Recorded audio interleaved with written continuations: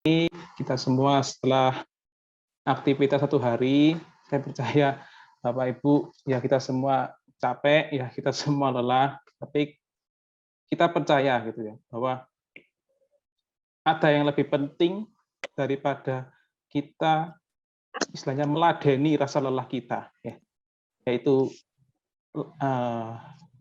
bersekutu bersama, ya kita bersekutu, kita berdoa bersama, saling menguatkan satu yang lain. Terlebih kita ada kesempatan sekali lagi untuk belajar kebenaran firman Tuhan melalui EBS. Ya, saya mungkin cerita sedikit, gitu ya. Saya berapa minggu yang lalu ya, kan saya potong rambut ya, jadi modelnya kayak gini, gitu kan. Iya, kok sama gitu. Jadi waktu saya pulang itu, mama saya bilang, kamu seperti narapidana yang baru keluar dari penjara. Ya, saya ya ini guyon, saya tahu. Tapi ketika saya pikir gitu ya, kalau secara rohani gitu ya, ya bukankah kita di mata Tuhan itu sebenarnya juga seperti itu gitu. Ya. Kita ini seperti narapidana yang ngantri gitu ya, dieksekusi mati karena dosa kita gitu ya. Cuman kita tidak perlu mengalami itu semua, bukan karena hukumannya diperingan, tapi ada yang gantikan, ya, yaitu Tuhan Yesus. Ya. Mari kita mengawali persekutuan kita pada malam hari ini. Kita mendengarkan satu pujian, ya, yang menyatakan bukti kasih Allah bagi kita, yaitu ketika Dia menyerahkan anaknya untuk menyelamatkan kita.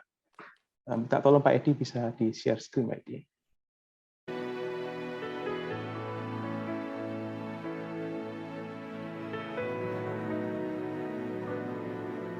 Kasih Allahku sungguh telah terbukti ketika Dia serahkan anaknya.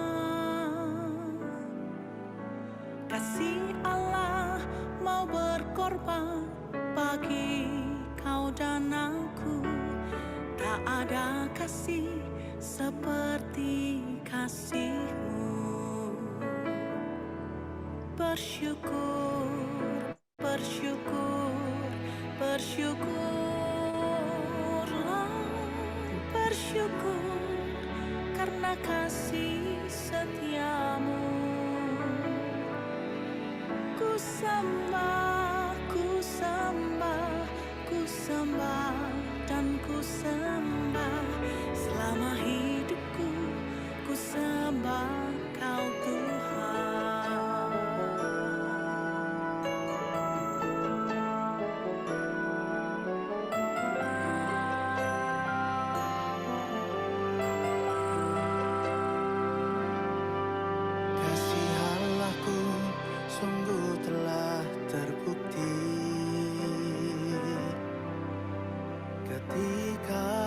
Serahkan anaknya, kasih Allah mau berkorban bagi kau dan aku. Tak ada kasih seperti kasih-Mu. Bersyukur, bersyukur, bersyukurlah, bersyukur karena kasih setia-Mu. Ku sembah, ku sembah, ku sembah dan ku sembah selama hidupku. Ku sembah Kau Tuhan.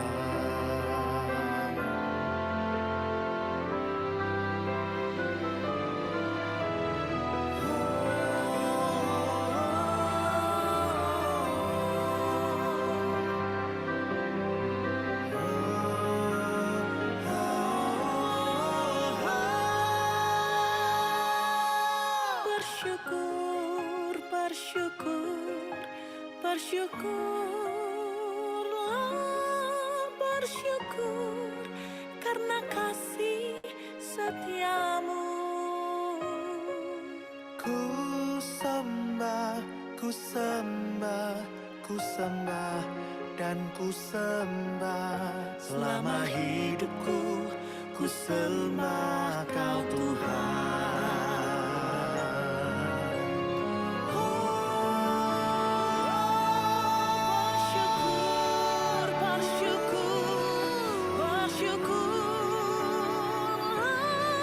Bersyukur karena kasih setiamu. Ku sembah, ku sembah, dan ku sembah. Selama hidupku, ku sembah Kau Tuhan.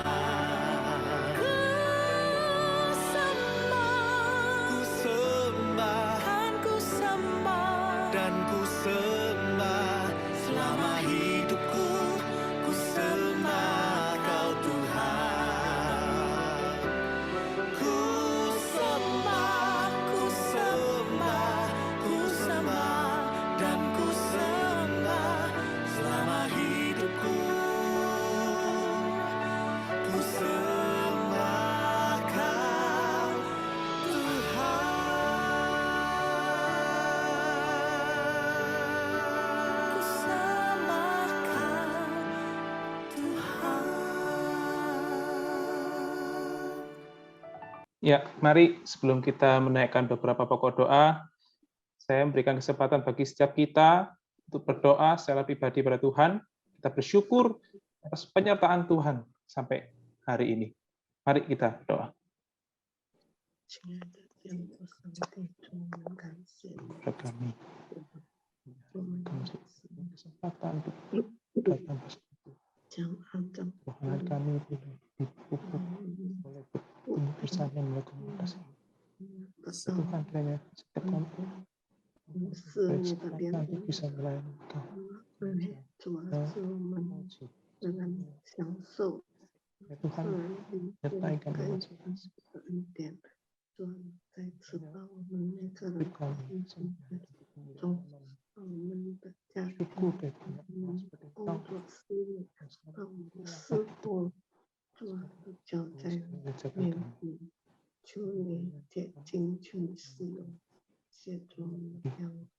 求 Tuhan, 你不要离弃我们，主啊，每个人要在我们思维来拯救我们，保护我们脱离一切的试探引诱，让我们可以得胜的胜。感谢我们将全祷告奉耶稣基督的圣名。 amin. Ya, kita masuk beberapa pokok doa. Yang pertama kita berdoa untuk gereja kita. Kita berdoa untuk setiap jemaat yang beribadah di tempat kita, khususnya. Kita rindu agar setiap jemaat di gereja kita ini semakin hari semakin mengasihi Tuhan, bertumbuh dalam iman, sehingga dimanapun jemaat kita ditempatkan dalam hidup ini, mereka boleh menjadi Kristus-Kristus kecil yang menerangi sekitarnya. Dengan kasih, penginjil Hengki bisa mendoakan kita. Mari kita berdoa. Allah Bapa kami yang di surga, kami datang sekali lagi menyerahkan setiap jemaat GKI Lyon ke dalam tangan Tuhan. Kami berdoa untuk iman kerohanian setiap jemaat. Tuhan tolong mereka memiliki suatu hati untuk mau bertumbuh, untuk semakin mengasihi Tuhan di dalam kehidupan mereka. Melalui saat teduh, persekutuan mereka bersama Tuhan setiap hari, membawa mereka semakin mengenal Tuhan dan firman-Mu, dan tolong setiap mereka, setiap kami, untuk dapat melakukan firman-Mu dan kehidupan kami. Sungguh-sungguh mencintai Tuhan dan firman-Mu, dan dapat hidup semakin bertumbuh, berakar, dan juga dapat berbuah bagi kemuliaan Tuhan. Tuhan, kami berdoa, adalah Tuhan mengangkat kerohanian setiap jemaat GKI Lyon, khususnya jemaat yang di Pregolan ini, supaya setiap kami sungguh-sungguh dapat merasakan kasih dan juga menghidupi kasih Tuhan di dalam hidup kami, dan dapat menjadi saksi-saksi Tuhan yang setiap, sehingga melalui kehidupan kami, melalui perbuatan, pikiran, sikap kami dapat juga dapat mempengaruhi orang-orang yang ada sekitar kami untuk dapat mengenal Tuhan, menyembah Tuhan, dan percaya kepada Tuhan. Di dalam nama Tuhan Yesus kami berdoa. Amin. Amin. Yes, ya. Yang kedua, kita berdoa untuk gereja kita, yang mana akan ada event Jumat Agung dan Paskah yang semakin dekat. Kita berdoa untuk persiapan dari panitia, hamba Tuhan yang akan menyampaikan firman Tuhan, dan seluruh anggota-anggota pelayan yang sudah dipilih untuk terlibat dalam pelayanan ini, sehingga persiapan yang dilakukan boleh berlangsung dengan baik, dan melalui acara ini bukan hanya sebuah rutinitas gerejawi saja, tetapi kita sungguh-sungguh bertumbuh melalui penghayatan atau pengorbanan Kristus. Saya minta tolong dengan kasih, Saudari Nadia bisa mendoakan. Mari kita berdoa. Tuhan, kami sekali lagi datang ke dalam hadirat-Mu Tuhan. Kami berdoa buat setiap kegiatan yang akan kami lakukan di Elion Tuhan. Kami bersyukur buat kesempatan kami untuk kami dapat mengadakan Jumat Agung, Paskah, doa puasa, bahkan kenaikan Engkau Tuhan. Kiranya Engkau yang tolong sertai setiap tim-tim yang telah dibentuk, biarlah kiranya melalui ibadah-ibadah, kegiatan-kegiatan, acara-acara yang dibentuk, biarlah kiranya semua untuk kemuliaan Tuhan. Kami juga berdoa untuk Paskah sekolah minggu, biarlah kiranya banyak anak-anak yang sadar akan kematian Kristus terhadap hidupnya juga Tuhan. Tuhan, biarlah kiranya kami tidak fokus kepada kesuksesan ibadah, tetapi kami berfokus kepada siapa yang telah datang, dan terlebih daripada itu, siapa yang telah mati bagi setiap kami. Tuhan, ajar kami untuk berfokus, untuk melihat bahwa segala kemuliaan hanya kepada Engkau. Tidak ada yang lebih baik daripada satu hari diam di hadirat-Mu. Tuhan, ajar kami untuk melihat Engkau, sehingga kami mampu, sehingga kami bisa untuk kami berkata, kami mau berdiri di belakang salib-Mu, dan semua acara ini untuk kemuliaan Engkau, dan mengajak jemaat untuk semakin mengenal Engkau. Di dalam nama-Mu kami berdoa. Amin. Oke, yang ketiga, kita terus berdoa untuk kebutuhan pelayan di gereja kita. Ya. Terlebih lagi untuk jangka panjang, kita tentu ada kekhawatiran mengenai bagaimana regenerasi pelayanan di gereja kita. Kita mohon belas kasihan kepada Tuhan, agar kiranya Tuhan memberikan kita hikmat bijaksana, apa yang harus kita lakukan, langkah-langkah apa yang harus kita ambil, sehingga pelayanan di gereja kita semakin hari semakin bertumbuh, semakin menjadi berkat untuk jemaat semua. Minta tolong dengan kasih penginjil Junita memimpin doa. Bapa dalam surga, pada saat ini kami juga bersatu hati berdoa untuk gereja kami ya Tuhan. Tuhan yang tahu jauh lebih mengerti, memahami setiap kebutuhan dari gereja kami, secara khusus untuk kebutuhan para penata layan. Tuhan, kami sungguh berdoa biarlah kebutuhan ini boleh Tuhan jawab, Tuhan boleh kirimkan setiap anak-anak muda, setiap anak-anak Tuhan yang mempunyai kerinduan untuk melayani pekerjaan Tuhan melalui gereja kami. Kami sungguh menyerahkan ke dalam tangan Tuhan. Tuhan berikan kelembutan hati kepada mereka. Mereka mau juga menerima panggilan pelayanan ini. Kami juga berdoa Tuhan untuk setiap anak-anak muda yang ada di gereja kami. Tuhan tolong, Tuhan ingatkan setiap kami bahwa mereka adalah penerus gereja kami, bukan di masa depan tapi di masa kini. Kiranya setiap kami juga boleh mempunyai hati yang terpanggil untuk dapat melihat anak-anak muda di gereja kami sebagai jiwa-jiwa yang begitu berharga bagi pelayanan Tuhan. Tuhan, kami sungguh menyerahkan biarlah regenerasi itu juga boleh ada terjadi di gereja kami, sehingga setiap generasi boleh saling memiliki, saling mengenal satu dengan yang lain, saling mengasihi satu dengan yang lain, dan pada akhirnya pekerjaan Tuhan melalui gereja kami dapat menjadi berkat bagi orang-orang di sekitar. Kami sungguh menyerahkan ke dalam tangan Tuhan, Tuhan yang menjawab setiap seruan doa kami. Di dalam nama Tuhan Yesus kami berdoa. Amin. Amin. Oke, yang keempat kita berdoa untuk anggota keluarga kita, ya, mungkin yang sampai saat ini masih belum menerima Tuhan. Tentu kita yang telah percaya, kita rindu anggota keluarga kita yang belum percaya, mereka pun juga beroleh anugerah dari Tuhan. Kita mohon agar kita sebagai anak-anak Tuhan, kita boleh dipakai untuk menjadi kesaksian yang hidup, dan kita terus dengan tekun kita berdoa. Mari kita berdoa. Bapak Yesus, pada saat ini kami kembali mengingat anggota keluarga kami masing-masing yang mungkin sampai hari ini belum ada yang percaya pada Tuhan. Ya Tuhan, kami menyadari kami rindu agar anggota keluarga kami ini boleh memperoleh anugerah dan belas kasihan dari Tuhan, sehingga mereka mau menerima Injil, mereka juga memperoleh anugerah dari Tuhan. Ya Tuhan, kami membutuhkan belas kasihan-Mu. Ya Tuhan, memakai kami untuk menjadi kesaksian hidup yang baik, agar kiranya Tuhan boleh melembutkan orang-orang keluarga kami yang masih belum percaya. Kiranya satu saat nanti mereka pun juga boleh beroleh anugerah dari Tuhan, sehingga kami boleh mengalami satu sukacita yang besar, karena Tuhan telah berbelas kasihan bagi masing-masing keluarga kami. Ya Tuhan, kami terus berdoa, Tuhan, agar kami sebagai orang percaya, kami boleh menjadi garam dan terang dimanapun kami berada. Masih Tuhan, dalam nama Yesus kami berdoa. Amin. Yang terakhir, kita kembali masih mengingat ya untuk bangsa negara kita, yang mana tahun depan akan ada pemilu. Kita berdoa mulai persiapan pemilu dari hari ini sampai saatnya nanti, yaitu tahun 2024. Kiranya semua boleh berjalan dengan baik, dan kita berdoa siapapun yang nanti pada akhirnya boleh memimpin negara kita. Kiranya itu benar-benar sesuai dengan kehendak Tuhan, yang kita terus mohon agar Tuhan boleh berbelas kasihan pada negara kita. Mari kita berdoa. Bapak Yesus, kepada hari ini malam ini kami kembali mengingat bangsa dan negara kami. Kami bersyukur ketika Tuhan menempatkan kami di negara Indonesia ini, Tuhan. Tentu bukanlah sebuah kebetulan. Ada satu tujuan yang ingin Tuhan nyatakan melalui kami ketika kami boleh hidup di negara ini. Ya Tuhan, kami saat ini berdoa untuk persiapan pemilu yang telah dimulai pada hari-hari ini, untuk menentukan, untuk memilih siapa pemimpin negara ini ke depannya.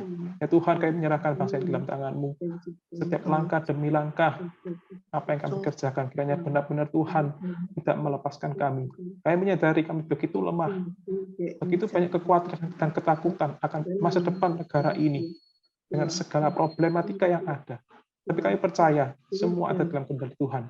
Dan kiranya kami sebagai warga negara, sebagai orang Kristen, kami juga menjalankan peran kami sebagai warga negara yang mendukung setiap program-program yang diselenggarakan negara ini, sehingga semuanya boleh berlangsung dengan baik. Kami menyerahkan terus masa depan ini, negara kami ini, dalam tangan-Mu yang berkuasa. Dalam nama Yesus kami berdoa dan bersyukur. Amin.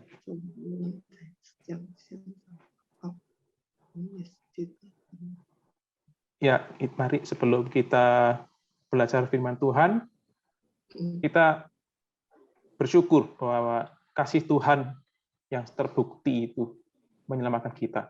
Namun kita menyadari bahwa kita tidak berhenti sampai sana. Kita ada satu kerinduan, yaitu kita semakin hari ingin semakin serupa dengan Dia. Kita dibentuk sehingga kita menjadi anak-anak Tuhan yang boleh bertumbuh. Mari kita mendengar satu pujian, Ku Mau Seperti-Mu Yesus.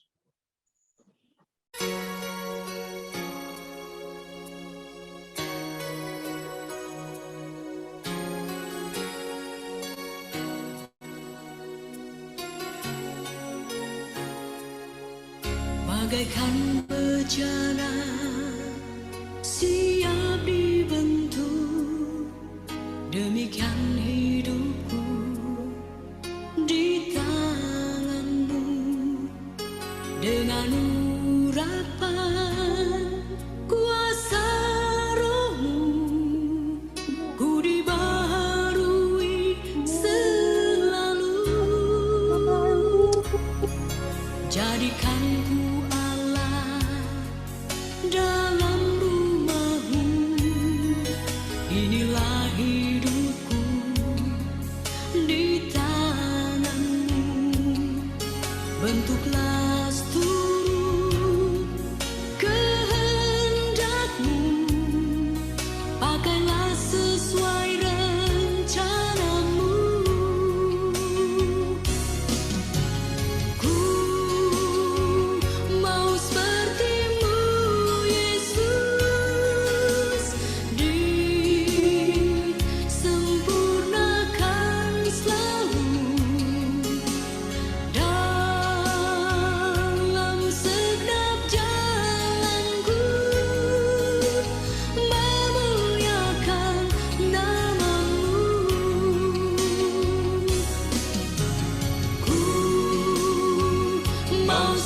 sepertimu Yesus, disempurnakan selalu dalam segenap jalanku, memuliakan nama-Mu.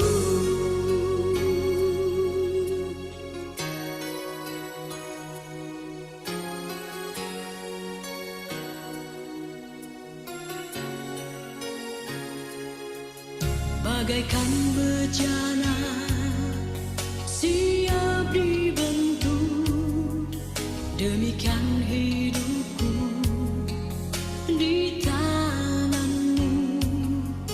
Dengan urapan kuasa Roh-Mu, ku dibaharui selalu.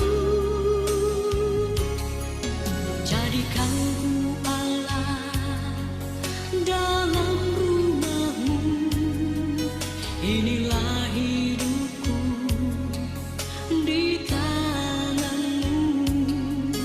Bentuklah seluruh kehendak-Mu, pakailah sesuai rencana-Mu.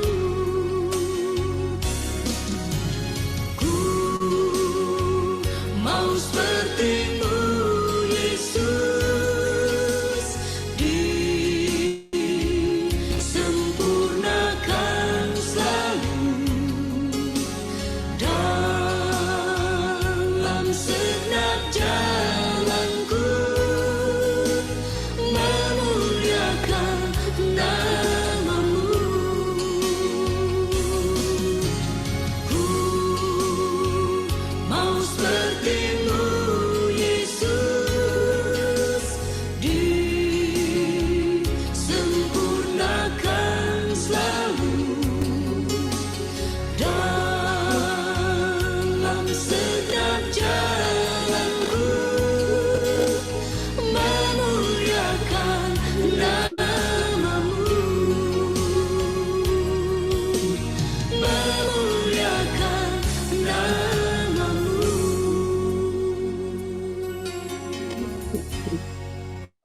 Oke, dipersilakan Penginjil Hansun ya untuk mengajar EPS. Waktu itu dipersilakan. Selamat malam, Bapak Ibu dan Saudara. Malam. Terima kasih untuk responsnya. Malam hari ini kita lanjut pertemuan yang ketiga dari 4 kali pertemuan, membahas 10 perintah Tuhan, bagian yang kedua. Dan hari ini kita akan membahas 2 perintah sekaligus.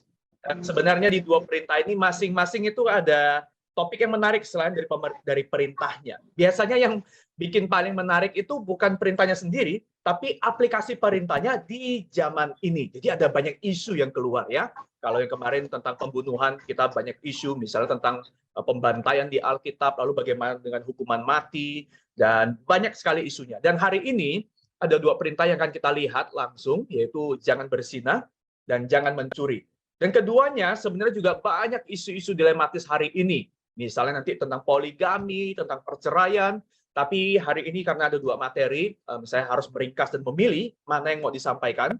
Jadi tidak semua isu akan dibahas hari ini, tapi saya akan berikan waktu nanti untuk Q&A, tanya jawab kalau ada yang mau bertanya tentang isu-isu yang dilematis hari ini ya.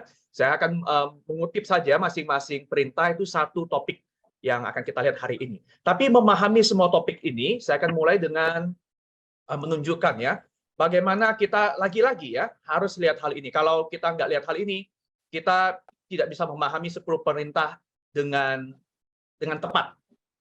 Karena lagi-lagi, nah, saya mau mulai dengan mengatakan bahwa 10 perintah Tuhan ini, Taurat ini harus kita tafsirkan, harus kita pahami dalam konteks perjanjian antara Tuhan dengan umat Israel. Nah, soal ini Bapak Ibu dan Saudara, kita harus mengatakan bahwa cara kita melihat perintah, 10 perintah termasuk nanti Taurat, bagaimana detil-detil aturan-aturannya, kita hari ini melihatnya bukan lagi dalam perspektif seperti orang Yahudi. dengan agama Yudaismenya, tapi kita memandangnya, kita menafsirkannya dengan perspektif Kristen. Ya, maka kita akan selalu membawa pelajaran ini tidak melihat hanya di konteks asalnya, tapi kita akan selalu tarik ke perjanjian baru. Apa yang Yesus katakan? Atau apa yang perjanjian baru ajarkan? Apa yang sudah berkembang? Dan baru kita bisa tarik hari ini aplikasi buat kita apa? Jadi kita tidak mengupas ayat demi ayat, hanya dari ayat tersebut kita harus tahu latar belakang aslinya, bagaimana konteks mula-mula itu disampaikan, lalu perkembangan sejarahnya sampai zaman perjanjian baru, apa yang Yesus katakan tentang hal itu, dan baru kita melihat ke ini. Nah, ini Bapak Ibu dan Saudara, untuk memahami hal ini ada panduan umum, tapi ini bukan panduan yang 100% bisa menjawab segala pertanyaannya. Panduannya begini. Kalau kita lihat perjanjian lama dengan semua detil-detil perintah Tauratnya, kita bisa mengelompokkan semua perintah itu dalam 3 kategori. 3 kategori ya. Yang pertama itu ada yang namanya hukum atau aturan yang ceremonial laws ya. Seremoni, upacara, ritual, misalnya persembahan korban ya. Lalu ada makanan haram dan halal, ada ritual pengudusan, siapa yang bersentuhan dengan apa nanti kamu jadi tahir, kamu jadi najis. Nah, ini masuk dalam hukum seremoni. Nah, tapi kita menemukan kenapa kita hari ini tidak melakukan itu lagi. Kenapa gereja tidak melakukan pembatasan soal mana yang haram, mana yang halal. Kenapa kita makan babi? Kenapa hari ini, ya, minggu lalu ada yang miskom ya, ada yang salah paham ya. Jadi didih ya atau darah itu buat orang Israel itu makanan yang haram. Tapi hari ini kita tidak menganggap itu haram lagi. Babi aja kita makan kok ya. Maka darah pun hari ini tidak ada larangan dari Alkitab untuk kita memakannya. Tapi begini, kenapa hari ini kita tidak melakukan hal itu lagi? Sebab ketika Yesus datang, Yesus sudah menggenapi tuntutan atau kebutuhan hukum seremoni ini. Sehingga kita tidak lagi mengikuti ritual ini. Sehingga waktu kita nanti membaca semua aturan-aturan yang bersifat seremoni, kita tahu ini sudah digenapi oleh Kristus. Nah, kita orang Kristen meyakini hal ini. Tapi orang Yahudi tidak percaya kepada Yesus Kristus. Mereka masih melakukannya dengan keyakinan bahwa ini adalah perintah Tuhan ya untuk mereka hidupin. Yang kedua, ada yang namanya hukum sipil. Hukum hidup masyarakat ya, civil laws. Misalnya tentang aturan tentang raja itu boleh bagaimana, tidak boleh bagaimana, itu khusus ya. Lalu pembantaian dalam peperangan yang juga kita sudah bahas minggu yang lalu, itu adalah hukum sipil namanya. Nah, itu hanya berlaku khusus untuk Israel sebagai bangsa yang melakukan perjanjian dengan Yahweh. Suzerainty Vassal, masih ingat ya? Jadi ketika Tuhan melakukan perjanjian ini, Tuhan berkata, kamu umatku, aku Tuhan, aku yang lebih kuat, aku melindungi kamu, tapi kamu harus taat. Upetimu adalah dengan kamu mempersembahkan hidupmu untuk jadi umatku. Ini aturannya. Ini tandanya kamu adalah umatku. Dan tujuanku memanggil kamu jadi umatku bukan sekedar mau memberkati kamu, tapi mau menjadikan kamu model. Memperkenalkan kepada seluruh bangsa pada zaman itu siapakah Tuhanmu. Karena setiap bangsa, hari itu politeisme, semua bangsa punya Tuhannya sendiri-sendiri. Satu bangsa bahkan punya puluhan, bahkan ratusan dewa. Nah, sehingga waktu Tuhan memberikan perintah ini untuk membedakan. Kamu akhirnya punya raja, tapi rajamu akan berbeda dengan raja bangsa-bangsa lain. Cara kamu berperang akan berbeda dengan cara kamu berperang dengan bangsa-bangsa lain. Nah, tapi ketika Yesus datang, umat Tuhan itu bukan lagi dibatasi pada sebuah bangsa. Bukan lagi bangsa Israel sebagai umat pilihan Tuhan, melainkan gereja itu dibentuk dari orang-orang dari berbagai suku bangsa. Kitalah umat pilihan. Secara rohani, kita gereja adalah umat pilihan Tuhan. Jadi pilihan Tuhan itu, perjanjian itu bukan lagi terbatas pada bangsa Israel. Sehingga hukum civil laws ini juga sudah banyak tidak berlaku lagi. Karena apa yang khusus buat orang Israel, hari ini kita tidak ikutin lagi. Kita nggak punya raja, kita punya presiden, dan itu bukan diatur oleh Alkitab, bukan? Kita juga hari ini tidak bicara lagi tentang pembantaian dalam perang, bahkan hari ini kita punya standar moral baru lagi, bahwa membunuh itu salah, bahkan perang itu tidak pernah jadi opsi, beda konteks sama hari itu ya. Baik, kita lihat ya, yang pertama itu hukum seremoni, yang kedua itu hukum sipil. Yang ketiga, ini namanya hukum moral. Nah, hukum moral inilah yang sampai hari ini kita masih ikuti. Itulah kenapa kita masih belajar 10 hukum perintah, 10 perintah Tuhan ini, dan hukum Taurat juga masih kita pelajari. sekalipun kebanyakan dari semua hukum-hukum itu sudah tidak relevan untuk kita ikutin, karena konteksnya untuk orang Israel, dan untuk yang seremoni sudah digenapi oleh Yesus. Tapi ada prinsip nilai etisnya yang berlaku hingga hari ini.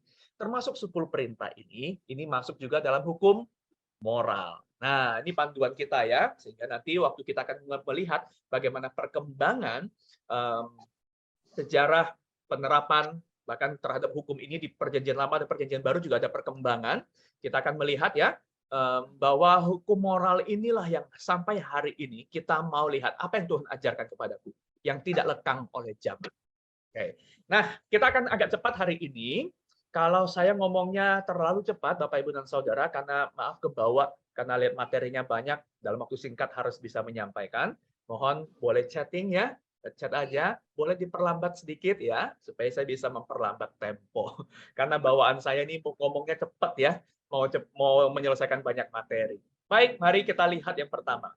Jangan berzina, singkat sekali kan perintahnya ya, cuma 2 kata dalam kata Ibrani dan juga dalam kata Indonesia ya.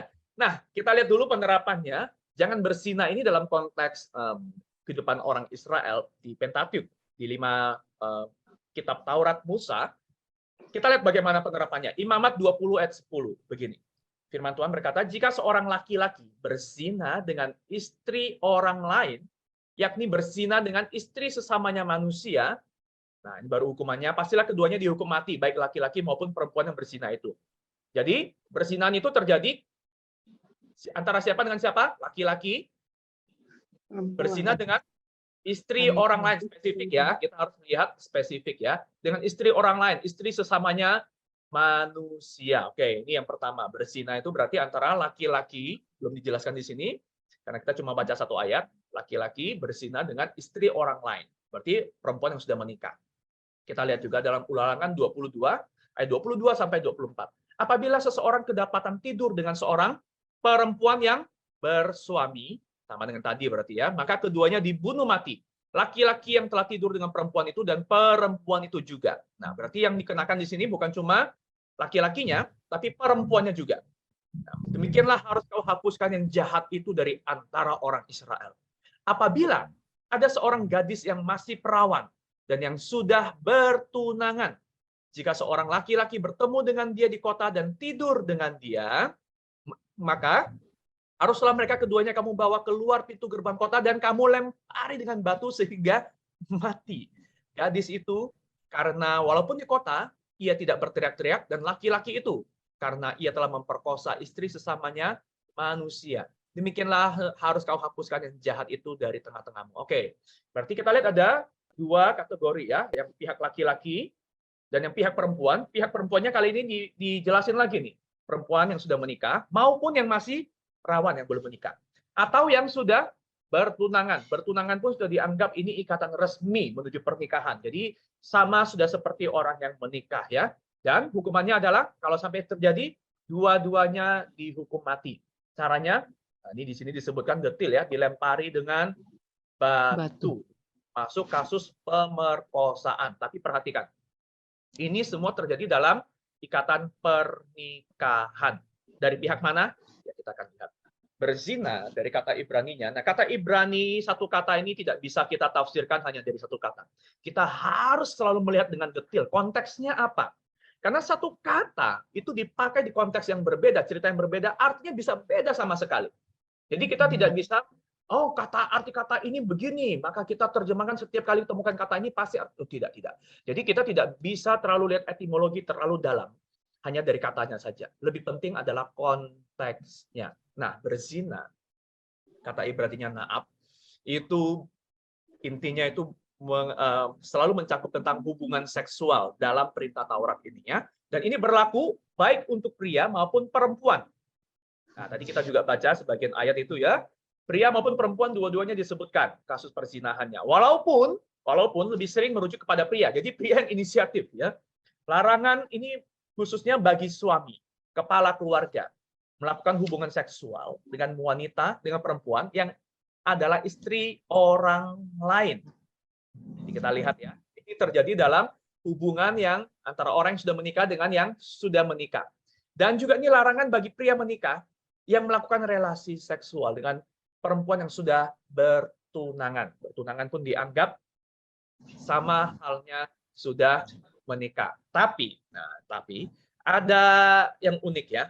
Kalau seandainya perempuannya belum menikah, itu tidak dianggap perzinahan.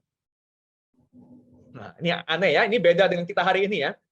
Laki-laki sudah menikah, perempuannya belum menikah. Itu bukan masuk dalam ranah perzinahan. Nah, ini berarti praktek pelacuran ya kan? Ada hukumannya ada, nanti kita akan lihat ya. Tapi dibedakan dengan praktek perzinahan. Nah, ini kita mesti memahami ya bahwa budaya patriarki hari itu jauh lebih kuat daripada kita hari ini. Hari ini kita punya yang namanya emansipasi perempuan ya kan? Tapi kalau hari itu perempuan literally betul-betul dilihat sebagai aset. Jarang sekali punya suara. Makanya kalau kita menemukan ada hal-hal yang unik ya, bahwa perempuan bisa menjadi pemimpin, nah itu sesuatu yang sangat khusus sekali. Bukan hal yang berlaku umum ya. Nah, pengaruh budaya patriarki itu misalnya begini, suami itu baru dipandang berzina apabila ia berhubungan dengan perempuan yang sudah menikah atau bertunangan. Sedangkan perempuan, nah ini ya, nggak sama nih perlakuannya. Perempuan itu dianggap berzina sekalipun dia berhubungan dengan pria yang belum menikah. Apalagi yang sudah menikah gitu ya. Kalau laki-laki dianggap berzina hanya dengan perempuan yang sudah menikah. Kalau yang belum menikah nggak dianggap berzina. Tapi kalau perempuan, dia berhubungan dengan laki-laki yang belum menikah pun, itu dianggap perzinahan. Dan ikut menerima hukuman mati. Jadi kita lihat sudah perbedaan ini ya. Bahkan dalam penerapan Taurat sekalipun ya, ini pengaruh budaya patriarkinya kuat sekali. Nanti akan muncul pertanyaan, kenapa Tuhan begini, kenapa Tuhan begitu? Begini. Nanti kita pertanyaan seperti ini boleh sampaikan nanti di bagian Q&A ya. Tapi hari ini saya mau fokus dulu menjelaskan budaya dan sejarah supaya kita berpikir kehidupan orang Israel itu seperti kehidupan kita hari ini. Jangan berpikir itu adalah sesuatu yang sangat ajaib, seolah Tuhan apa-apa langsung ngomong, apa-apa langsung intervensi, karena kan katanya negara teokrasi. Tuhan yang mimpin terus. Tuhan yang kasih perintah langsung, apa-apa Tuhan intervensi. Nah, begini, satu prinsip lagi ya. Yang kita baca, mukjizat-mukjizat intervensi yang Tuhan lakukan, dibanding sesuatu yang sifatnya harian, seperti yang kita alami, yang natural, yang alamiah, itu jumlah intervensi yang supranatural dari Tuhan. Itu jumlahnya sangat sedikit. Ketimbang ratusan tahun masa hidup orang Israel, dan yang kita baca beberapa mukjizat, itu bukan, jangan punya kesan bahwa seolah-olah orang Israel itu gampang sekali. Apa-apa cari Tuhan langsung dijawab langsung. Tidak seperti itu. Maka kita menemukan dalam perjanjian lama, Abraham itu pernah kebingungan. Tuhan berjanji dan Abraham bingung sampai berapa kali dia harus mengorbankan istrinya. Dia satu kali mengorbankan istrinya, anaknya juga Ishak juga mengorbankan istrinya ya. Padahal kalau kita pikir seandainya kalau ada apa-apa tanya Tuhan kan beres ya, nggak perlu sampai melakukan kesalahan-kesalahan kan. Karena kan tidak seperti itu.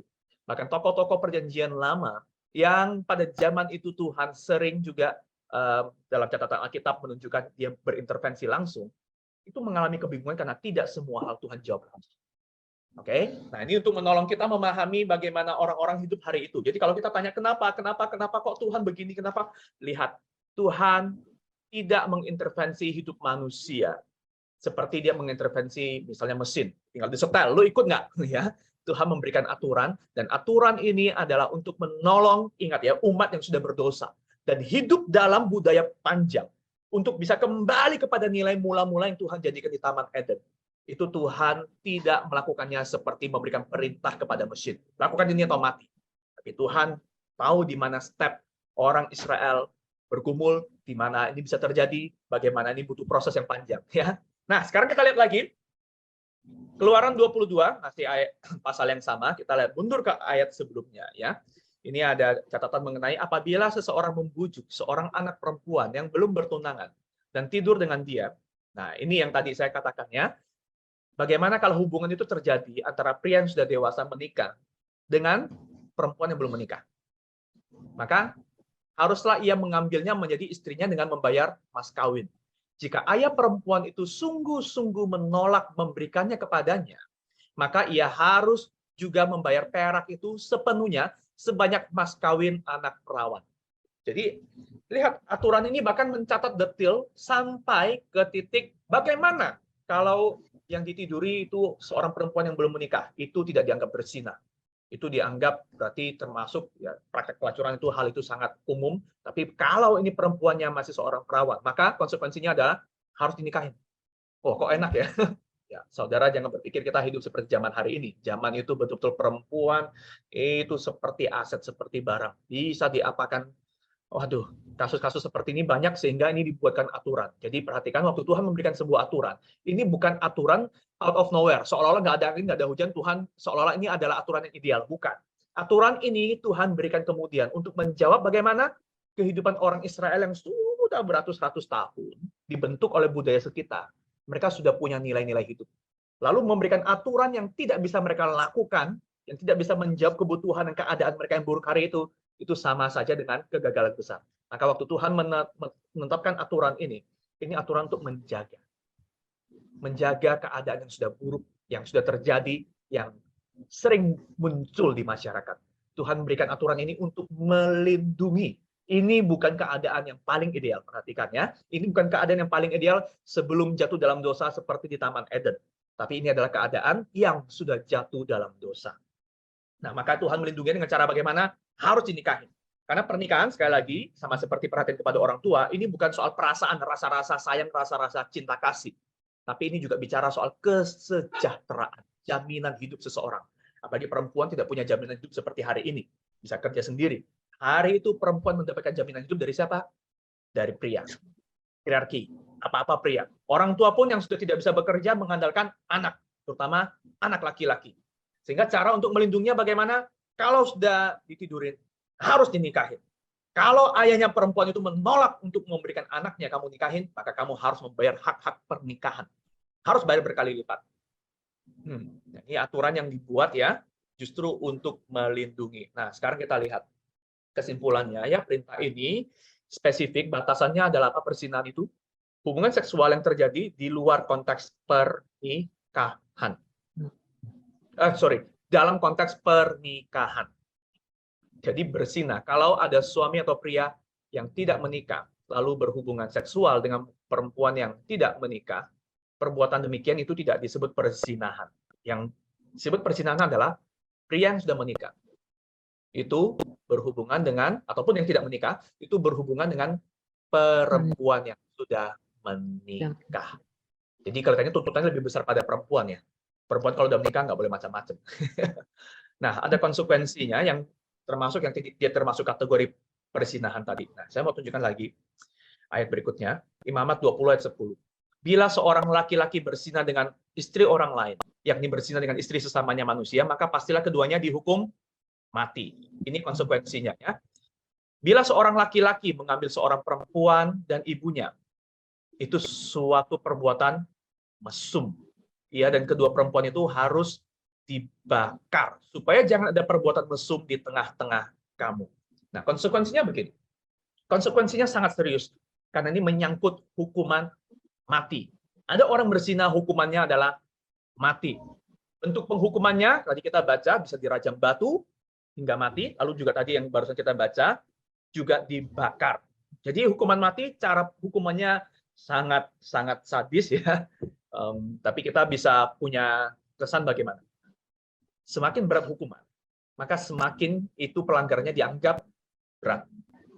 Sama seperti hari ini, kalau kita lihat ada vonis hukuman mati, maka kita tahu itu pasti perbuatan kriminalnya itu sangat dianggap jahat. Nah, sehingga waktu Tuhan mengatakan hal ini, kenapa ini sampai harus hukuman mati? Sementara kalau laki-laki sama perempuan yang belum menikah tadi, tinggal dinikahin saja. Kelihatannya nggak adil ya. Lagi-lagi ya, penekanannya begini.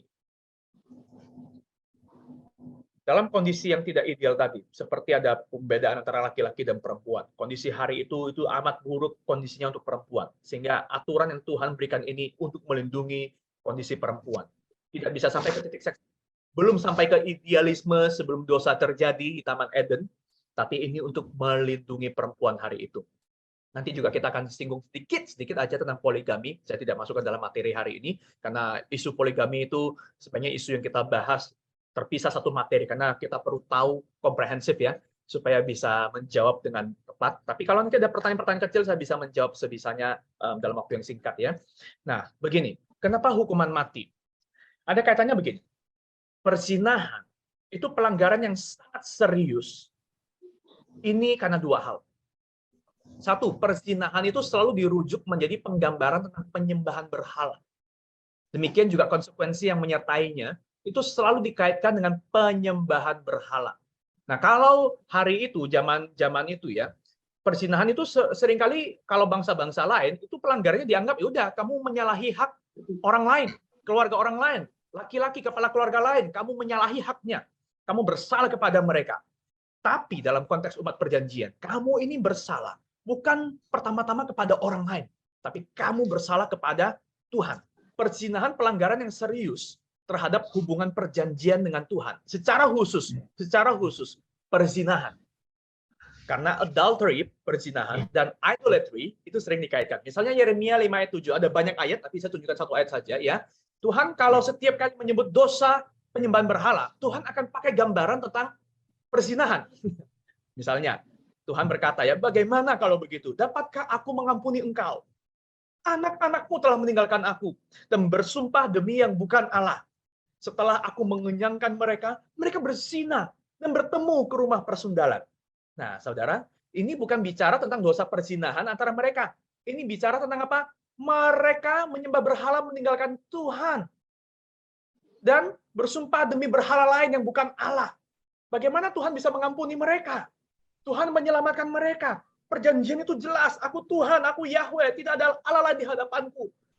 Tapi setelah aku memberkati, mengenyangkan mereka, memelihara mereka, anggapannya ya, bahasa lainnya ya, ini bahasa penggambaran, mereka berzina dan bertemu ke rumah persundalan. Tuhan menggambarkan ketidaksetiaan mereka menyembah Tuhan itu dengan gambaran perzinahan. Nah, Kejadian 20 ayat 9 misalnya ya. Dosa perzinahan itu sering disebut sebagai dosa besar. Dosa besar. Nah, misalnya nih ya, ini kisah tentang Abraham merelakan Sarah untuk dipersembahkan, tanda kutip ya, dibiarkan untuk berhubungan, ditiduri oleh Abimelek karena Abraham ketakutan.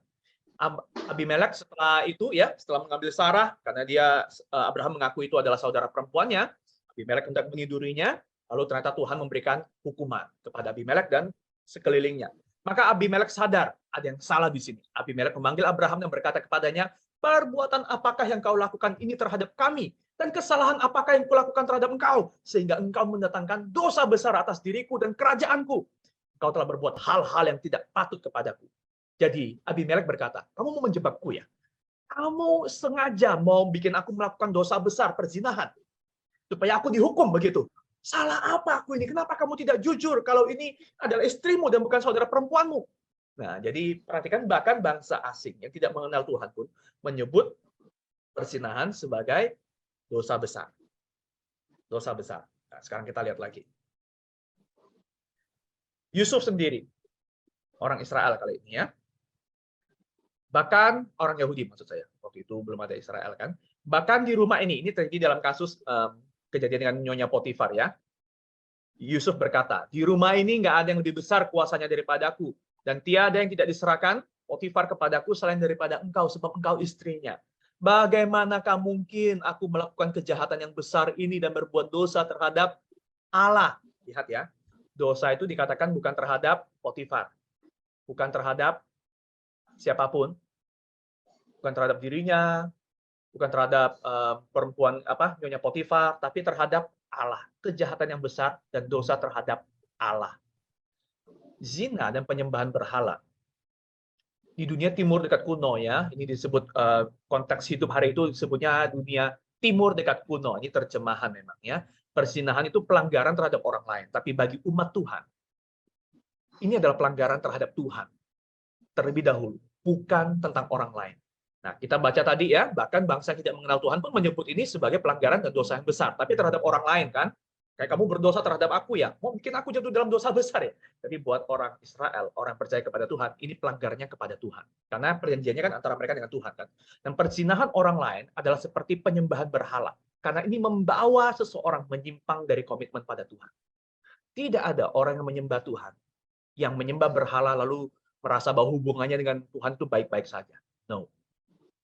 Seorang yang menyembah Tuhan tidak akan melakukan perzinahan, dan seorang yang menyimpang dari kesetiaannya pada pasangannya sudah pasti dia sesungguhnya tidak menghormati Tuhan. Nah, jadi zina dan penyembahan berhala ini dikaitkan secara langsung ya. Makanya kita tidak kaget bahwa ini hukumannya hukuman mati, terutama kalau nanti kita bandingkan dengan perintah selanjutnya ya. Nah, sekarang kita mau lihat bagaimana perintah ini dalam perspektif Yesus di Perjanjian Baru ya. Yesus berkata apa? Dalam Matius 5, kamu telah mendengar firman, jangan berzina.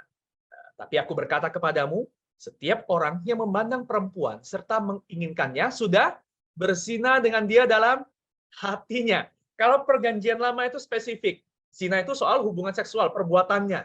Yesus lebih ketat lagi. Yesus bilang, kamu dengar firman kan, jangan berzina, hubungan seksual kan? No.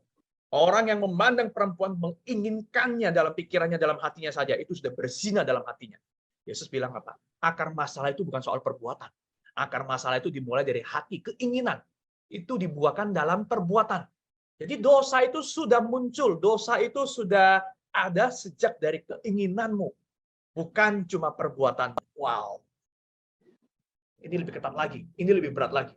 Jika kita menemukan konteks 10 perintah ini berusaha menyesuaikan dengan budaya orang-orang Israel pada masa itu, yang wah hal-hal kayak begini ini hal-hal yang umum ya, terjadi di mana-mana. Maka batasannya adalah perbuatannya. Tapi di masa Perjanjian Baru, Yesus berkata, bukan cuma perbuatan. Pikiran saja itu sudah dosa. Nah, kita lihat lagi nih. Matius 5 ayat 31 dan 32. Ini juga berkaitan dengan zina dan aplikasinya soal salah satunya isu perceraian ya. Yesus berkata, telah difirmankan juga, siapa yang menceraikan istrinya harus memberi surat cerai kepadanya. Tetapi kamu, setiap orang yang menceraikan istrinya, kecuali karena zina, ia menjadikan istrinya berzina. Dan siapa yang kawin dengan perempuan yang diceraikan, ia berbuat zina. Wow, kesannya apa ini? Cerai? Boleh ya? Karena ada yang ngomong kan, siapa yang menceraikan istrinya harus memberikan surat cerai. Syarat cerainya karena apa? Zina. Disebutkan khusus ya. Apakah perceraian dibenarkan karena adanya perzinahan? Nah, ini hal yang paling umum kita bahas ya, hal yang paling umum ditanyakan orang-orang ya. Saudara, ini bukan persoalan yang mudah, ini persoalan yang pelik penafsirannya, bahkan di antara banyak gereja, banyak teolog ya. Ini penafsirannya macam-macam. Ada yang membenarkan, ada yang membolehkan, ada yang bahkan sama sekali no. Nah, klarifikasi dulu di awal. Kita tidak langsung mengambil kesimpulan. Saya akan menunjukkan latar belakang dan bagaimana kita menafsirkan. Dan bagaimana posisi besar orang-orang menafsirkan hal ini. Dan tapi nanti kita akan temukan muaranya. Umumnya kekristenan tidak dengan mudah, tidak dengan enteng membenarkan perceraian. Tapi ada yang dalam konteks yang sangat khusus mengiyakan, memperbolehkan, tapi bukan menganjurkan ya. Ya, dengan syarat ini karena ada perzinahan. Kita lihat dulu ya. Ini konteksnya apa? Yesus kenapa tiba-tiba ngomong seperti ini? Siapa menceraikan istrinya harus memberi surat cerai kepadanya. Ini kutipan dari mana? Kenapa nggak ada angin, nggak ada hujan, tiba-tiba Yesus ngomong ini? Nah, kita akan lihat. Ini dua bagian, Matius 5 yang pertama, yang kedua ini Matius 19. Uniknya cuma Matius yang nulis ini. Di Markus tidak ada singgungan di cerita yang sama, di perikop yang sama, tentang boleh bercerai. Yang dalam Markus justru tidak boleh bercerai. Tapi pengecualian tentang zina ini cuma ditulis oleh Injil Matius. Dan Injil Matius ini ditulis khusus untuk orang-orang Yahudi kan. Jadi budaya orang Yahudi, mereka tahu Taurat, sehingga sangat mungkin Matius menulis ini juga untuk menolong orang-orang Yahudi menginterpretasi kembali, melihat kembali perintah Taurat dalam Perjanjian Lama, tapi dalam perspektif apa yang Yesus ajarkannya. Kita lihat dulu ya. Yesus ini ceritanya orang-orang ahli Taurat ya, orang-orang Yahudi, orang-orang Farisi itu menguji Yesus. Bertanya soal perceraian. Boleh nggak itu bercerai? Nah, lalu Yesus berkata, baru memberikan penjelasannya. Yesus mengutip, demikianlah mereka bukan lagi dua, melainkan satu. Karena itu apa yang telah dipersatukan Allah tidak boleh diceraikan manusia. Ada perbedaan di sini karena Yesus sebenarnya mengutip. Mengutip ini dari mana? dari Kejadian. Dari masa sebelum manusia jatuh dalam dosa. Ini perintah Tuhan, rancangan Tuhan untuk pernikahan, ya kan? Tapi tahukah bahwa yang dijawab, yang dirujuk oleh orang-orang Farisi, mereka menggunakan bukan kutipan perjanjian lama tentang rancangan ideal pernikahan mula-mula dalam penciptaan, tapi yang dikutip adalah penerapan Taurat. Di masa Musa ini ya, kita lihat ayat 7 sampai ayat ke-11. Kata mereka kepadanya, setelah Yesus bilang nggak boleh ya, apa yang dipersatukan Allah tidak boleh diceraikan manusia. Lalu mereka jawab, kalau begitu apa sebabnya Musa memerintahkan untuk memberikan surat cerai jika orang menceraikan istrinya? Seolah-olah kan boleh. Oke, kalau lu mau ceraikan istrimu, kasih surat cerai ya. Yesus jawab apa? Itu karena ketegaran hatimu. Maka Musa mengizinkan kamu menceraikan istrimu. Tapi sejak semula, tidaklah demikian. Saya lanjutkan lagi. Yesus berkata, barang siapa menceraikan istrinya, kecuali karena zina, lalu kawin dengan perempuan lain, ia berbuat zina. Setelah Yesus berkata demikian, murid-murid itu berkata kepadanya, murid Yesus ya, wah, jika demikian halnya hubungan antara suami dan istri, lebih baik jangan kawin. Akan tetapi ia berkata kepada mereka, tidak semua orang dapat mengerti perkataan itu.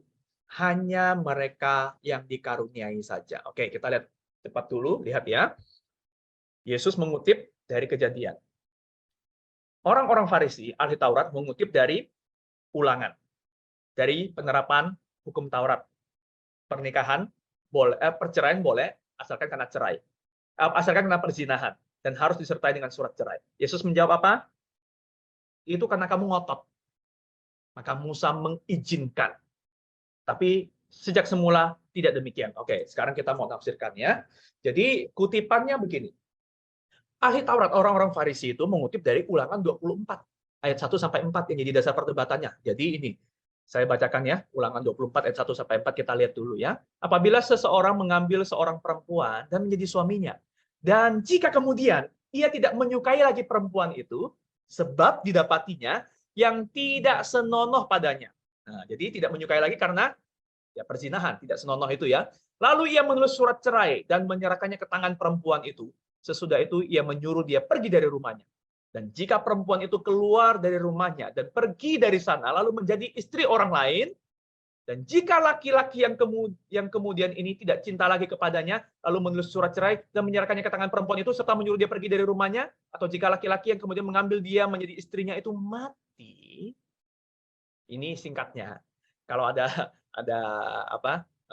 suami ya karena alasan apapun, terutama karena perzinahan, lalu udah direlakan diceraikan begitu ya. Lalu suaminya perempuan itu menikah lagi, kemudian suaminya mati. Maka suaminya yang pertama yang telah menyuruh dia pergi itu tidak boleh mengambil dia kembali menjadi istrinya setelah perempuan itu dicemari. Sebab hal itu adalah kekejian di hadapan Tuhan. Singkatnya begini, kalau kamu sudah menceraikan seorang perempuan, kamu kasih surat cerai, alasannya karena tidak senonoh, lalu dia resmi bercerai dengan kamu, lalu ada yang menikahin dia, lalu suaminya mati, maka suami pertamanya ini nggak boleh nikahi lagi mantan istrinya ini, nggak boleh. Nah, ini aturannya ini sangat detail sekali ya. Dan ini beda sama standar moralitas kita hari ini. Ini betul-betul konteksnya khas orang. Ini betul-betul hukum sipil ya, civil laws hari itu. Nah, begini. Kita lihat. Penafsiran umum di zaman Yesus terhadap Ulangan 24 ini ya. Sebenarnya ada dua mazhab. Jadi kita perlu kenal ini bagaimana Yesus berbicara konteks itu. Kalau kita nggak tahu latar belakangnya, memang ayat per ayat itu kita baca, kita nggak punya tahu konteksnya apa, kita bisa terjemahkan bebas. Ya.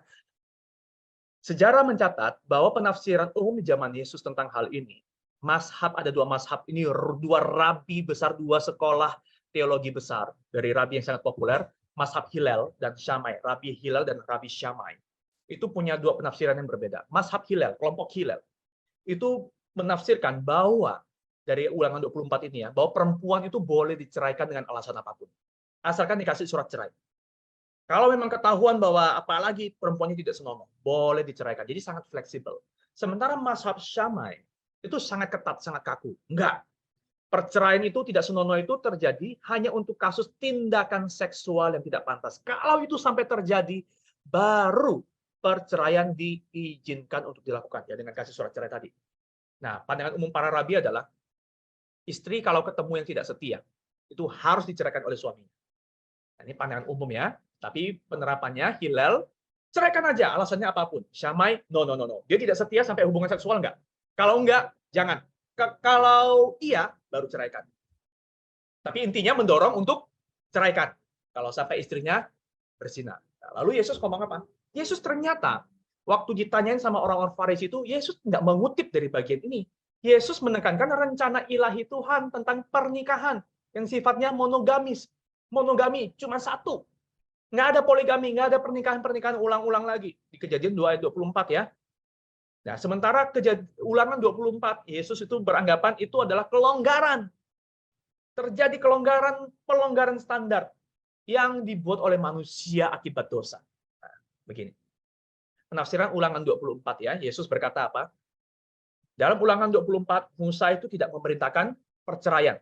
Perhatikan, Musa, ini catatannya tentang bagaimana Musa akhirnya membuat aturan proses perceraian. Tapi Musa bukan memerintahkan atau mengajarkan apa yang harus dilakukan. Perceraian itu harus dilakukan kalau ada kasus begini-begini. Tidak. Ketidaksetiaan seksual, catatan ini ya, cuma dituliskan sebagai satu-satunya alasan kenapa karakter satu daging, nah, ya, yang Yesus sebutkan tadi ya, dalam kutipan Kejadian tadi ya, bahwa manusia yang sudah menikah itu adalah satu daging, tidak boleh dipisahkan lagi. Satu-satunya alasan satu daging itu dipisahkan, itu adalah karena ketidaksetiaan seksual. Perceraian karenanya itu memimpin kepada perzinahan kalau perceraiannya bukan karena alasan ketidaksetiaan atau perzinahan. Saya ulangi. Kalau perceraian itu terjadi bukan karena alasan perzinahan, maka itu justru dianggap sebagai perzinahan itu sendiri. Tapi penekanan Yesus adalah, Musa tidak menginginkan ini. Ini bukan kondisi yang ideal. Ini bukan kondisi yang diajarkan. Ini adalah bentuk ketegaran hatimu. Jadi yang mau Yesus tekankan adalah, sekalipun ada ketidaksetiaan dalam pernikahan, Musa itu bukan suruh, kalau ketemu, ceraikan. Nggak sesuai, ceraikan. Bahkan sekalipun ada ketidaksetiaan dalam pernikahan, perceraian dalam Ulangan 24 itu tidak diajarkan sebagai opsi pertama. Ini beda dengan pandangan para rabi umumnya di zaman Yesus. Dari zaman PL sampai zaman Yesus. Kalau perempuan berbuat salah, ceraikan. Syaratnya cuma beda. Satu Hillel, bebas, ceraikan. Kalau yang Shammai, cek dulu. Sudah sampai berhubungan seksual belum? Kalau iya, ceraikan. Tapi Yesus bilang, no. Bahkan ada ketidaksetiaan pernikahan pun, perceraian tidak pernah boleh jadi opsi pertama. Yesus bilang apa? Rancangan ilahi. Makanya Yesus pakai Kejadian 2 ya. Yesus tidak mengutip yang Kejadian Ulangan 24. Yesus bilang apa? Rancangan ilahi. Satu daging. Apa yang dipersatukan oleh Allah tidak boleh dipisahkan manusia. Itu melampaui kelonggaran manusiawi yang kamu kutip dalam Ulangan 24 itu. Yesus maksudnya apa? Satu daging itu artinya apa? Pernikahan itu sifatnya permanen. Permanen. Yesus menyebutkan bahwa alasan perceraian di Ulangan 24 itu kelonggaran yang Musa terpaksa berikan akibat kekerasan hati manusia. Daripada justru terjadi kecelakaan dalam keluarga, membawa hal yang jauh lebih buruk akibatnya, Musa terpaksa memberikan izin untuk bercerai. Dan supaya rapi, supaya nggak menimbulkan masalah-masalah baru, surat cerai itu jadi buktinya. Itu dibikin teratur, namanya juga hukum sipil ya, untuk ngatur warga yang segitu banyak ya, dibikin aturannya. Nah, tapi Yesus mengatakan bahwa alasan Musa melakukan ini karena kekerasan hati. Kekerasan hati, perhatikan, adalah gambaran. Ini pilihan kata dalam Alkitab yang sering digunakan untuk menggambarkan perbuatan dosa. Nah, ada banyak contohnya ya. Kekerasan hati itu sering dikaitkan dengan dosa, tapi kita tidak punya cukup waktu untuk lihat ayat-ayat ini satu-satu ya. Sehingga kesannya Yesus mau katakan adalah apa? Itu bukan kondisi ideal. Karena ketegaran hatimu justru karena keadaan yang berdosa, sehingga itu diizinkan. Tapi sejak semula perceraian tidak pernah ada dalam kamus Allah. Keadaan yang berdosalah yang membuat itu terpaksa diizinkan. Nah, kita lihat lagi Maleaki. Di sini lebih tegas lagi ya, Maleaki 2 ayat 14 sampai 16 ya. Lagi-lagi Tuhan mengaitkan perjanjian dengan pernikahan. Tuhan bilang apa di sini?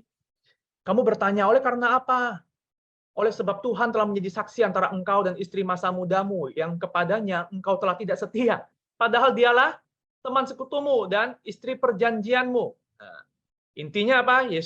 Tuhan ngomong apa di sini? Allah yang esa menjadikan mereka daging dan roh. Apa yang dikehendaki kesatuan itu? Keturunan ilahi. Jadi jagalah dirimu. Janganlah orang tidak setia terhadap istri dari masa mudanya. Persis penekanan Yesus, bukan? Yesus menekankan Kejadian 2 ayat 24 tadi, itu sebagai dasar pernikahan. Tidak untuk dipisahkan. Satu daging, satu roh. Harus setia. Itu perjanjian. Dan Tuhan mengatakan apa? Sebab aku membenci perceraian. Firman Tuhan Allah Israel. Juga orang yang menutupi pakaiannya dengan kekerasan. Jadi perceraian dikaitkan, disejajarkan dengan perbuatan kekerasan. Maka jagalah dirimu dan janganlah berkhianat. Perceraian dianggap pengkhianatan. Wow, saudara, keras sekali ya. Baik, kita konklusinya begini. Semua ini saya tunjukkan untuk nunjukin begini. Perceraian tidak seharusnya menjadi opsi pertama yang muncul ketika terjadi masalah apapun dalam pernikahan. Termasuk perzinahan sekalipun. Sekalipun Alkitab dalam kondisi yang tidak ideal, perceraian karena perzinahan itu dibolehkan. Nah, ini posisi saya menafsirkan ininya, dibolehkan. Tapi Yesus bilang itu karena kekerasan hatimu, dan itu bukan kondisi ideal. Aturan itu Musa berikan karena keadaan, bukan karena kondisi ideal. Dari keadaan yang buruk menuju ideal, bukan memaksakan ideal, lalu kamu harus lakukan ini, oh nggak bisa. Maka waktu itu Musa melihat keadaan yang buruk ini, cara untuk menolongnya bagaimana? Ya sudah, daripada terjadi hal yang lebih buruk, perceraian diizinkan, tapi harus dirapikan. Tapi tidak pernah diajarkan sebagai opsi yang utama, tidak pernah dianjurkan sebagai cara yang harus dilakukan, seperti yang dipahami oleh para rabi-rabi di zaman Tuhan Yesus. Penegasan Yesus adalah perceraian dengan alasan apapun, selain karena zina, adalah perzinahan itu sendiri. Perhatikan ya, berarti dua hal. Sekalipun ada perzinahan atau masalah apapun dalam keluarga, perceraian tidak seharusnya menjadi opsi pertama yang muncul di benak orang yang sudah menikah. Cerai aja.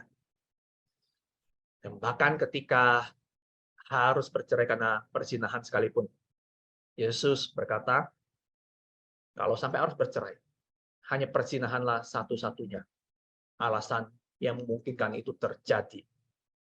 Karena keadaan terpaksa. Tidak pernah jadi sebuah anjuran. Nah, kalau aturan tentang perceraian dan perzinahan ini sangat ketat, maka kita mengerti lagi kenapa Yesus kutip Kejadian 2 ayat 24. Ada, ya kita bisa simpulkan ada 3 asas ya pernikahan yang Yesus tekankan di sini. Dari Kejadian 2 ayat 24, bahwa asas pernikahan yang pertama adalah monogami, bukan poligami.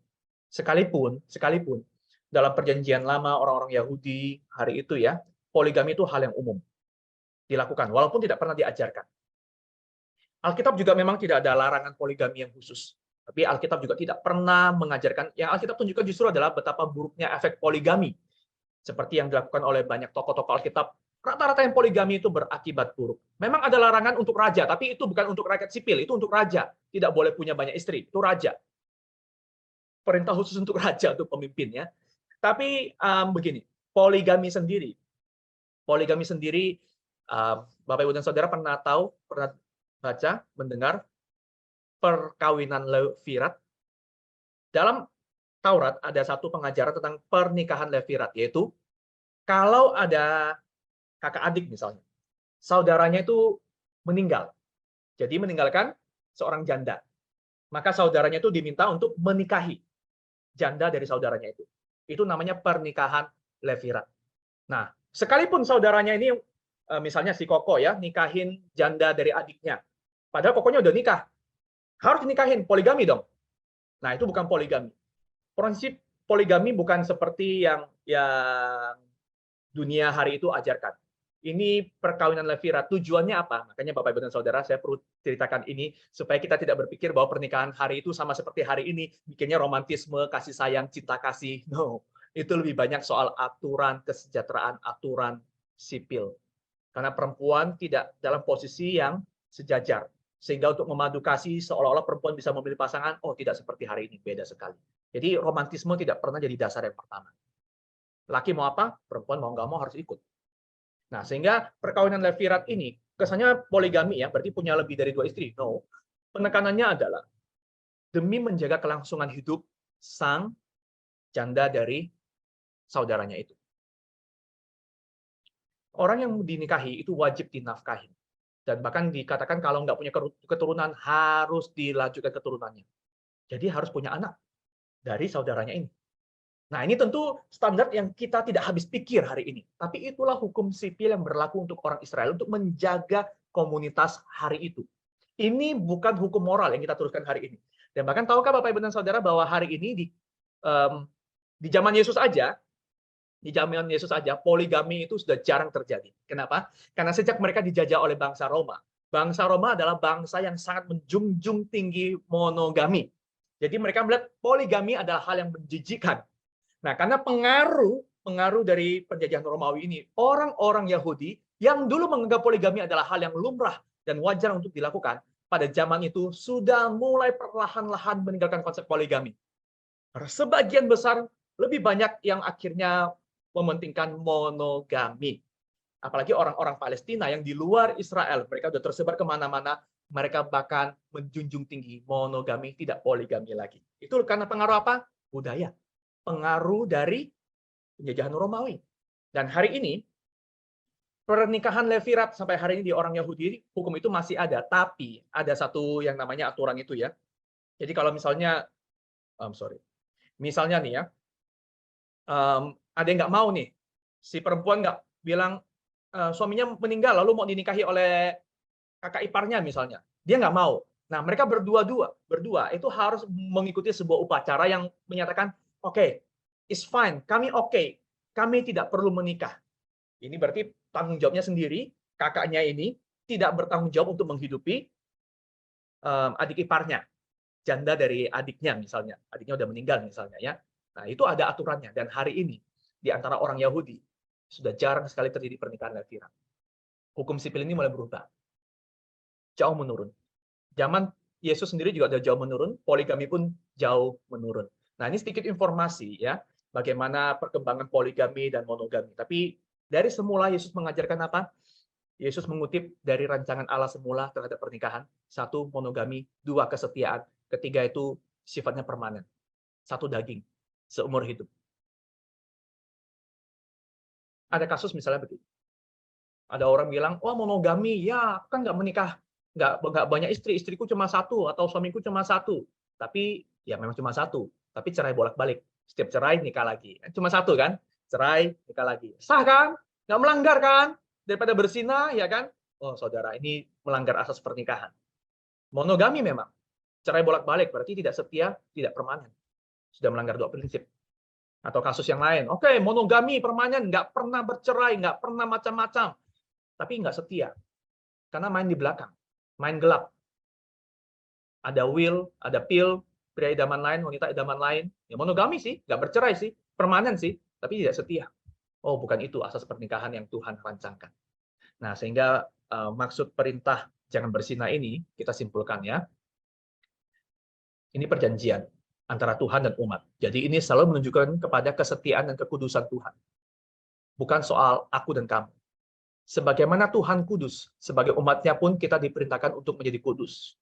Perjanjian baru juga menekankan ini ya. Hendaklah kamu menjadi kudus dalam seluruh hidupmu, sama seperti Dia yang kudus yang telah memanggil kamu, sebab ada tertulis dalam perjanjian lama, kuduslah kamu sebab aku kudus.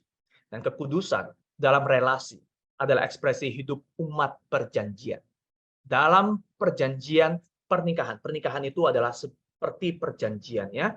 Itu ada kenikmatan dan ada intimasi yang besar lewat kesatuan daging, lewat hubungan seksual suami dan istri. Itu beda. Beda berkat yang Tuhan taruh dalam hubungan pernikahan dengan yang dinikmati sebagai sebuah kepuasan daging semata ya. Relasi, komitmen di sana itu memperindah apapun yang dinikmati dalam hubungan pernikahan. Perintah Tuhan selalu bermaksud untuk mendatangkan kebaikan untuk diri kita maupun untuk orang lain di sekeliling kita. Jadi maksud perintah jangan berzina ini kaitannya dengan kekudusan Tuhan, bukan kekudusan pribadi dulu. Kekudusan pribadi selalu cerminnya adalah kekudusan Tuhan. Nah, ini tentang berzina. Saya harus skip sampai di sini dulu. Kita masih ada yang perintah jangan mencuri. Jangan mencuri, kita akan lebih cepat ya.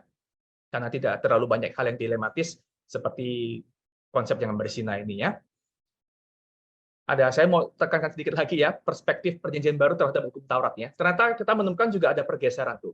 Kalau dalam perjanjian lama hukumannya adalah hukuman mati terhadap perzinahan, ternyata dalam perjanjian baru perzinahan tidak selalu berakhir dengan kematian. Bahkan misalnya salah satu yang juga berkaitan dengan hukuman mati soal hubungan seksual, incest dengan saudara sendiri, kalau di perjanjian lama itu hukumannya mati. Tapi kalau dalam perjanjian baru itu hukumannya adalah dalam gereja itu apa? Ekskomunikasi, diasingkan, dikeluarkan, bukan kematian. Nah, jadi ini memang kita lihat hukum sipil ini dalam perjanjian lama itu ketat sekali untuk satu bangsa Israel yang melakukan perjanjian, tapi dalam konteks perjanjian baru, Yesus sudah menggenapi itu. Umat Israel bukan lagi satu-satunya umat yang Tuhan pilih, gereja lah yang Tuhan pilih, penerapannya pun sudah mulai berubah. Hukum sipil ini tidak berlanjut lagi. Itu khas orang Israel. Baik, ini yang tentang perintah yang ketujuh, jangan berzina. Kita akan lihat cepat sekarang tentang jangan mencuri. Mencuri, ya sederhananya intinya adalah mengambil milik orang lain dengan cara diam-diam, menimbulkan kerugian bagi orang lain. Jadi yang dicuri barangnya tidak tahu, dan dalam konteks ini pun termasuk menculik. Bukan cuma mencuri barang, tapi menculik orang lain. Kita baca ya, Ulangan 25 ayat 15. Nih, Tuhan menekankan supaya untuk menjaga tidak ada pencurian. Pencurian itu bukan cuma barang ya, tapi trik juga dalam berdagang. Haruslah ada padamu batu timbangan yang utuh dan tepat. Haruslah ada padamu eva yang utuh dan tepat, supaya lanjut umurmu di tanah yang diberikan kepadamu oleh Tuhan Allahmu. Wah, ini janji seperti janji untuk orang tua kan? Tapi ternyata juga diberikan di sini. Sebab setiap orang yang melakukan hal yang demikian, setiap orang yang berbuat curang adalah kekejian bagi Tuhan Allahmu. Nah, sederhananya ayat ini mau ngomong ya, keadilan, kejujuran, kamu tidak mencuri hak orang lain, itulah yang akan membuat hidup yang penuh berkat Tuhan di tanah perjanjian nanti. Jadi bukan cuma soal hormat orang tua, lihat ya, kaitannya dengan apa? Dengan kesejahteraan hidup. Berkat Tuhan, keadilan, kejujuran ya. Ini ditekankan di sini. Baru ada konsekuensi. Kalau terjadi pencurian ataupun penculikan, ketidakadilan seperti ini. Konsekuensinya adalah yang disebut sebagai restitusi. Restitusi artinya ganti, kasih kompensasi, tapi berkali-kali lipat.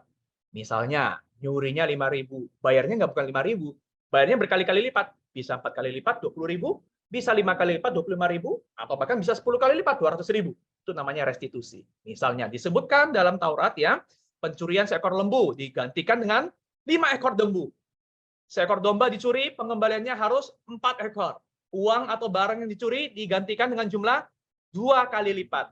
Nah, sementara kalau Zakeus, ada yang ingat di perjanjian baru Zakeus, waktu dia mau bertobat dia bilang, kalau ada lagi orang yang aku rampok, ya, yang aku tarik berlebihan cukanya, dia ganti berapa kali lipat?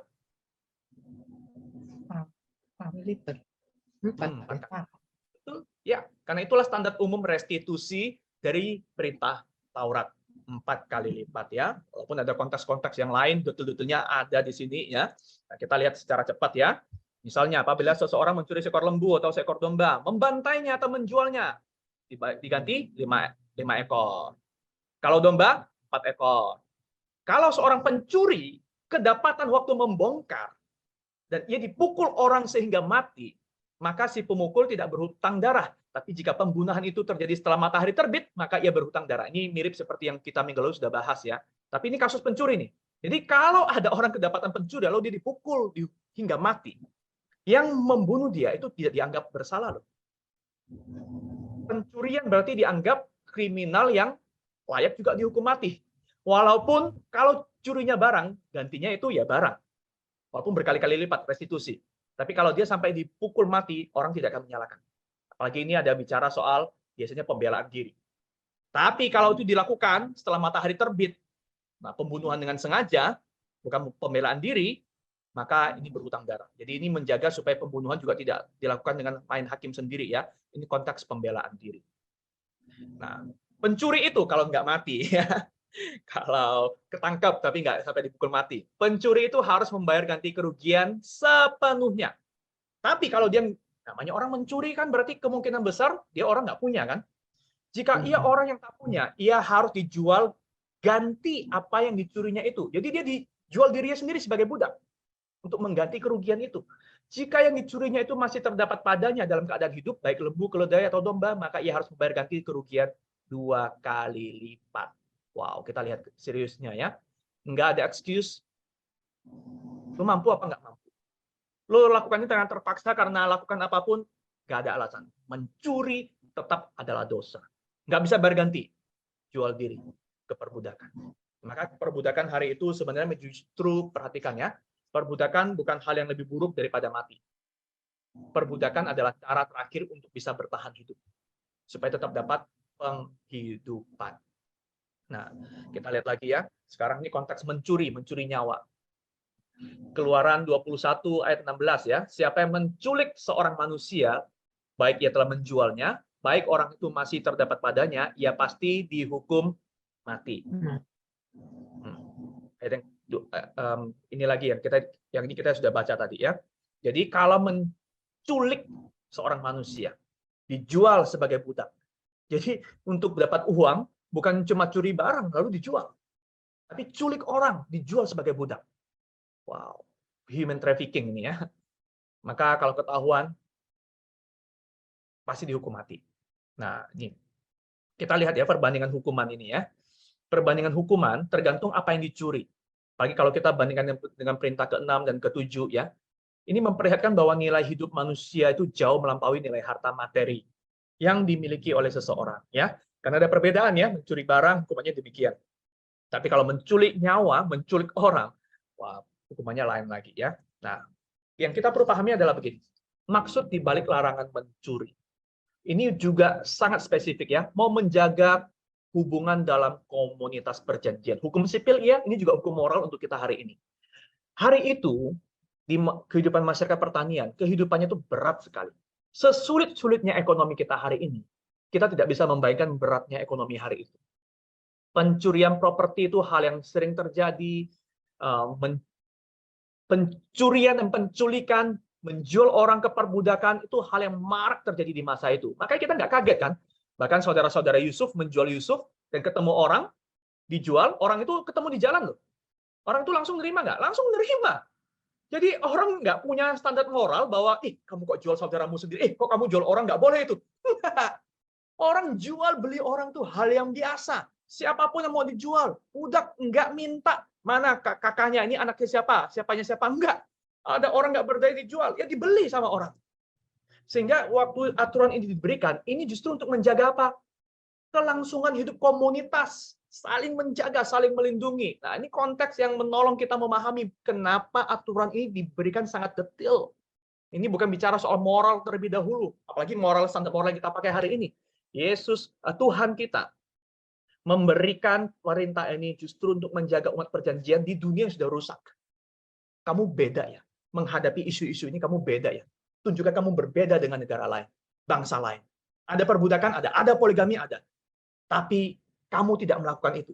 Tidak pernah aku ajarkan. Dan kalau itu ada di antara kamu, ini aturannya. Supaya tidak semakin memburuk.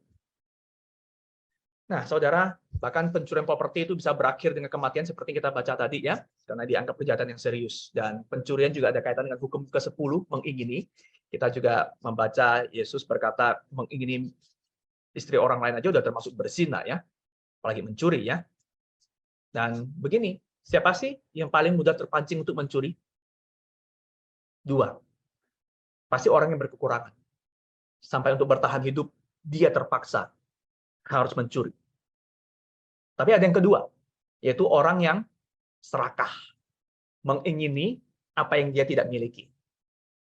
Contohnya adalah akan mencuri karena serakah. Hukumannya mati. Hukumannya mati. Karena itu dosanya langsung sama Tuhan ya. Perintah Tuhan kan nggak boleh itu kan. Itu pencurian yang khusus lagi ya. Itu lawannya langsung dengan Tuhan. Walaupun mestinya kan propertinya kan mestinya diganti 4 kali lipat, 5 kali lipat, 10 kali lipat gitu kan. Atau jual diri jadi budak. Kalau dosanya sama Tuhan, mau apa coba? Nah saudara, jadi kita lihat maksud di balik larangan mencuri ini adalah maksudnya Tuhan begini. Perintah Taurat itu tidak semudah kita langsung narik hukum moralnya tanpa kita memahami konteks hari itu apa. Prinsipnya Tuhan adalah, perintah ini adalah untuk nolong kamu hidup berbeda dengan orang-orang pada zaman itu. Tunjukkan bahwa kamu adalah umatku dari cara hidupmu. Beda sama bangsa lain. Dan kita bisa tarik refleksi moralnya untuk kita hari ini. Bukan sekedar hukum moralnya, tapi dalam kaitannya hubungan kita dengan Tuhan. Ya. Refleksi kita adalah yang soal perintah jangan mencuri ini ya. Saudara, barang siapa yang dipercaya memiliki benda, sarana produksi, baik yang material maupun non-material, misalnya kalau kita yang punya tanah, kita punya pabrik, ya itu yang materi ya, kita dapat warisan, kita diberkati Tuhan dengan kelimpahan materi tertentu, atau yang non-materi, kita diberkati Tuhan dengan pengetahuan, dengan keahlian, dengan keterampilan, dengan talenta karunia tertentu, maka panggilan kita mengusahakannya. Bukan saja supaya itu mendatangkan kebaikan buat diri kita pribadi, tapi juga harus dipakai untuk kebaikan orang lain. Jangan mencuri itu bukan soal semata-mata aku tidak melakukan perbuatan mengambil hak orang lain. Karena mencuri itu terjadi karena apa? Karena justru banyak kali kebutuhan orang lain tidak terpenuhi. Maka cara kita untuk mengurangi supaya komunitas ini tidak menjadi komunitas yang akhirnya memaksa orang untuk mencuri adalah apa? Tuhan memberikan apa, menitipkan apa kepada kita, itu digunakan. Bukan cuma untuk enaknya kita, pokoknya aku nggak mencuri, aku baik-baik saja. Tidak. Selalu kaitannya dengan komunitas perintah Tuhan itu. Selalu kaitannya dengan hidup untuk menjadi berkat, ya kan? Hidup sebagai warga kerajaan Allah, kan? Maka kita harus memikirkan apapun yang aku miliki. Itu bukan cuma soal milikku. Bagaimana aku harus gunakan ini untuk kebaikan orang lain. Ya, mungkin kita tidak mencuri, tidak berbuat curang dalam bisnis, tapi perintah ini hari ini nilai moralnya, makna moralnya. Seperti yang Yesus katakan tentang perceraian, tentang perzinahan, bukan cuma tidak melakukan hubungan seksual, tapi tidak mengingini istri orang lain, pasangan orang lain. Tidak melihat perempuan dengan gairah seksual. Tidak melihat laki-laki lain dengan pikiran aku pengen punya seperti dia. Nah, maka dalam hal mencuri ini, kita harus ingat apa yang Yesus berikan, apa yang Tuhan berikan kepada kita. Bukan semata-mata tentang kenikmatan kita, tapi harus jadi berkat buat orang lain. Yang terakhir, refleksi sama dengan perintah lainnya, hukuman utama dari berzina dan mencuri itu sebenarnya bukan soal hukuman dari komunitas, melainkan hukuman dari Tuhan. Konsekuensi yang dihadapi umat Israel dari melanggar perintah Tuhan, seperti di Keluaran 31-34 ya, yang mereka menyembah anak lembu emas itu hukuman terbesarnya itu sebenarnya bukan kehilangan nyawa. Ya, kehilangan nyawa adalah hal terburuk di dunia ini kan, tapi lebih buruk dari itu adalah kehilangan kehadiran Tuhan. Kehadiran Tuhan. Bukan cuma di dunia ini aja.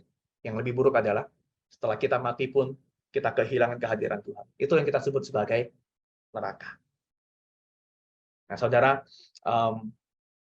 kita sudah belajar latar belakang, konteks, kemudian bagaimana kita bisa melihat aplikasi reflektif nilai moral yang kita tarik untuk kita hari ini, ya, tentang bagaimana kita melihat perceraian, perzinahan, lalu tentang mencuri, tentang hak milik yang Tuhan percayakan kepada kita. Tapi pada akhirnya ingat, selalu benang merahnya adalah perjanjian ini adalah perjanjian dengan Tuhan. Ini bukan perintah moral tentang kita berbuat baik. Ini tanda kita hidup sebagai umat perjanjian Tuhan. Kita diselamatkan bukan karena melakukan ini, tapi kita melakukan ini karena kita justru sudah diselamatkan dan kita menunjukkan aku milik Tuhan. Aku hidup sebagai umat Tuhan di zaman ini, di tengah budaya seperti ini. Dengan cara apakah aku menunjukkan bahwa aku umat Tuhan? Bukan dengan sekedar tidak melakukan hal-hal jahat, tapi Yesus memberikan sesuatu yang lebih dalam. Dari dalam hati kita. Siapakah Tuhan? Milikmu kah? Keamananmu kah? Ataukah aku? Yesus, Tuhanmu. Baik, sampai di sini materi untuk hari ini. Maafkan ini panjang sekali karena sebenarnya masih banyak ada materi-materi yang teknis yang lainnya, tapi saya memilih untuk menyampaikan poin-poin utama ini. Jika ada pertanyaan dari Bapak, Ibu, dan Saudara, dipersilakan ya. Saya mau bacakan dulu, ada satu pertanyaan yang masuk via chat personal di sini. Apakah diperbolehkan operasi stem cell, yaitu menggunakan tali pusar bayi? Apakah diperbolehkan menggunakan bayi tabung? Sekarang ada tren menyimpan sperma atau sel telur wanita di bank sperma atau bank sel telur.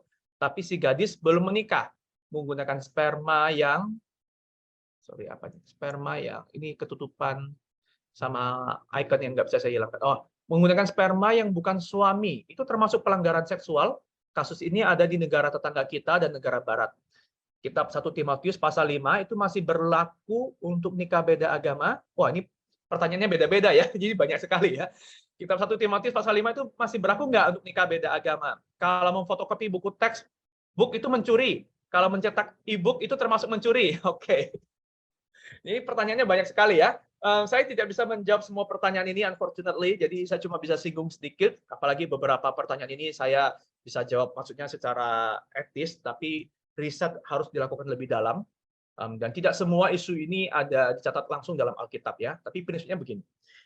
Operasi stem cell menggunakan tali pusar bayi itu tujuannya kan justru untuk memberikan kekebalan ya, untuk justru untuk memulihkan, menyembuhkan kan. Dan ini tidak ada isu etis yang berkaitan dengan nyawa, berkaitan dengan pelanggaran moral. Saya pikir ini lebih mudah buat kita untuk menjawab, ya ini boleh sih ya. Pertentangannya lebih sedikit ya. Apakah diperbolehkan menggunakan bayi tabung? Nah, ini pertentangannya lebih banyak ya.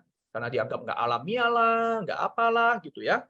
Alkitab juga tidak menyebutkan tentang hal ini, tidak ada larangan ini, karena teknologi hari ini juga tidak ada isu ini. Tapi yang saya mau sorot justru ini. Kalau bayi tabungnya itu dilakukan antara dua pihak yang belum menikah. Nah, maka ini jelas tidak sesuai dengan nilai Alkitabiah.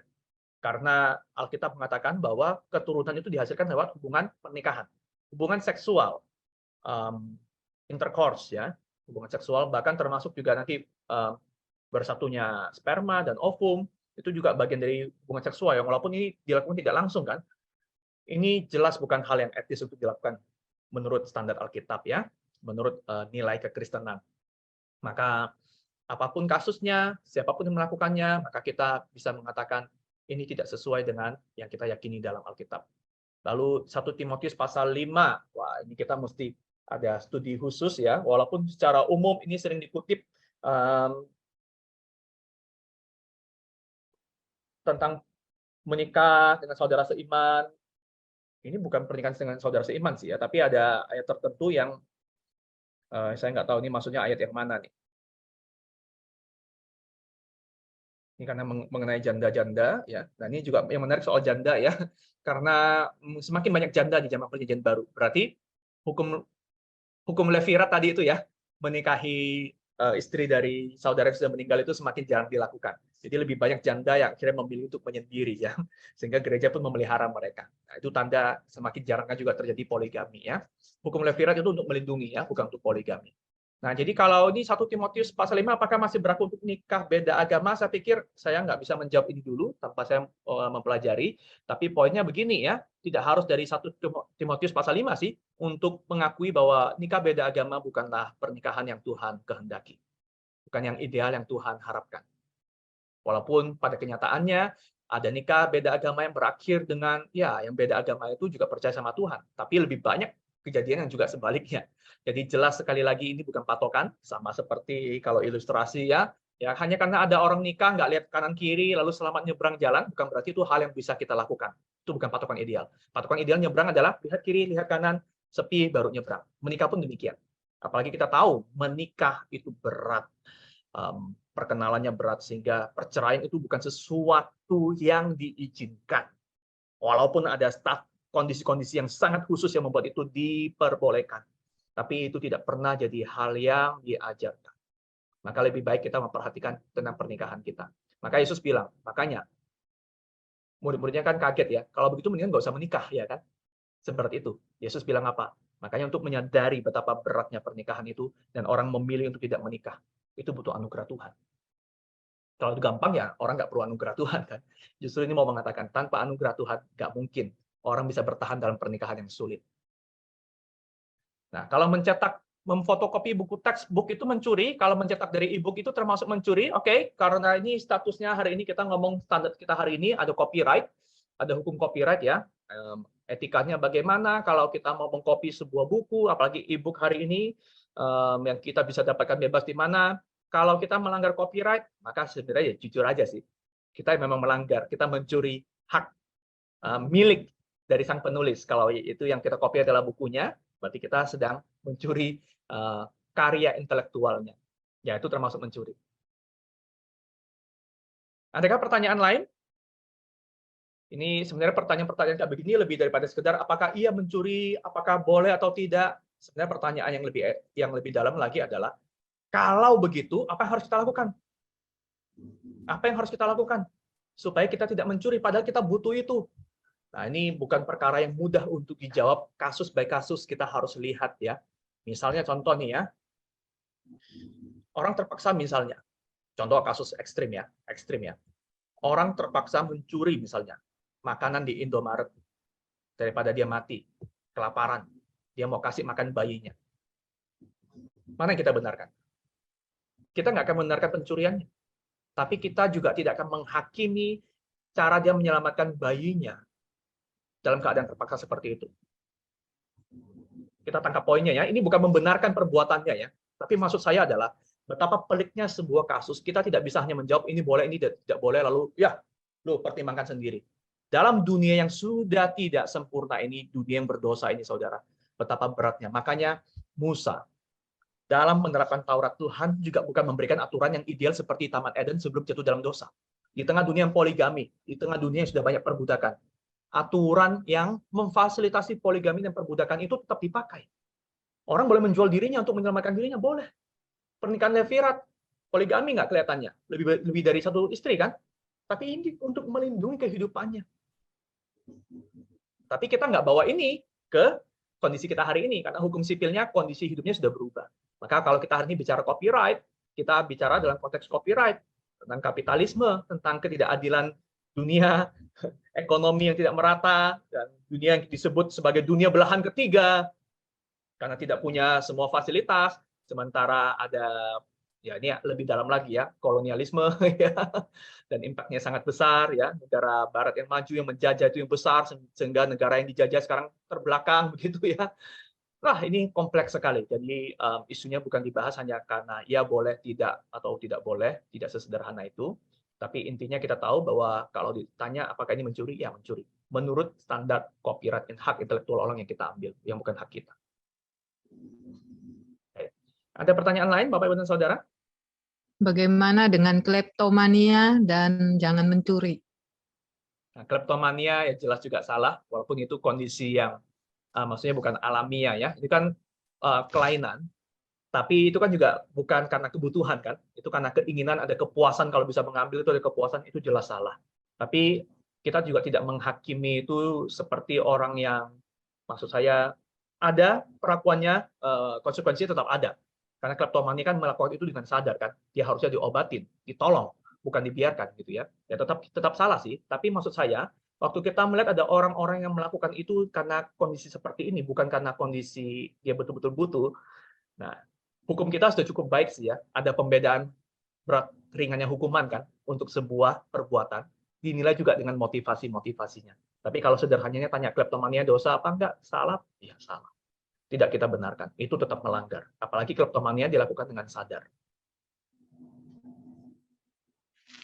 Ada respon? Cinansi? Ya, cukup. Itu kalau yang penggunaan IUD ya, spiral misalnya, dengan membunuh. Wah, ini kasus aborsi termasuk ya. Ini juga pelik sekali, tapi pada intinya ya, yang kita umumnya ini kesepakatan antara para dokter, bukan mereka yang bergerak di bidang kesehatan, kemudian juga mereka yang para teolog, para pengajar agama, ini tidak ada kesepakatan yang betul-betul solid ya, tapi secara umum kita yang menolak aborsi, kita mengakui sejak terjadi pembuahan sudah mulai ada kehidupan di sana. Nah, sehingga kalau pembuahan terjadi kan aborsi ya, itu kita tidak izinkan, tapi kalau belum terjadi pembuahan dihalangin, itu kan berarti bukan tidak ada pembunuhan di sana. Nah, ini berbeda. Kita tidak sebut itu sebagai dosa pembunuhan ya, melanggar hukum yang ke-6 ya.